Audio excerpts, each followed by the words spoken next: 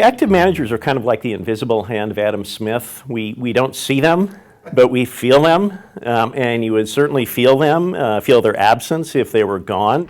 I think the most important thing to think about when you're building a portfolio is first, what problem are you trying to solve? What goal is your client or the investor trying to achieve? And I think active or passive is really a secondary consideration. So for some clients, it may make sense to have some portion of their assets invested in a passive vehicle and another portion of their assets invested in a highly active vehicle. You know, we get asked the question a lot, should I be active, should I be passive, how do I think about it? And the answer is yes, you should be using both active and passive. Prices are a reflection of information about the future value of that particular good.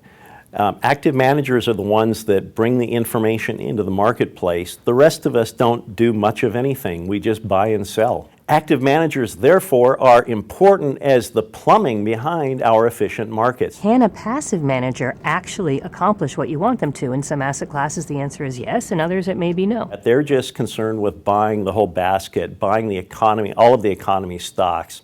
And therefore, by definition, they can't really correct the price discrepancies that are out there on an individual stock basis or even on an individual industry basis. I think there are a lot of myths around index investing or passive investing, and one of my favorites is indexing means never having to say you're sorry.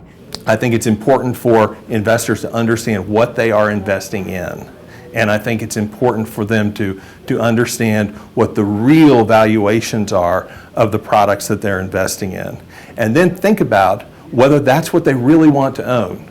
To not be lulled into a sense of security that just because there are 2,000 stocks held in the index, that gives them diversification and therefore lower risk. Risk management in an active portfolio is all about knowing what you own, knowing your risks. But I do think the focus on statistics and metrics that have nothing to do with whether or not I'll be able to retire when I want to, fundamentally takes us away from the right conversation, which is how are you risk aligned at the total portfolio level, and how are you generating that return, and what kinds of risks are you comfortable with? Yeah, I think there are going to be some major dislocations in markets out there as we become tilted way too heavily toward passive management, and there aren't enough active managers out there to make markets efficient. I think we're getting close to that place right now. So we can only expect for this to get worse if we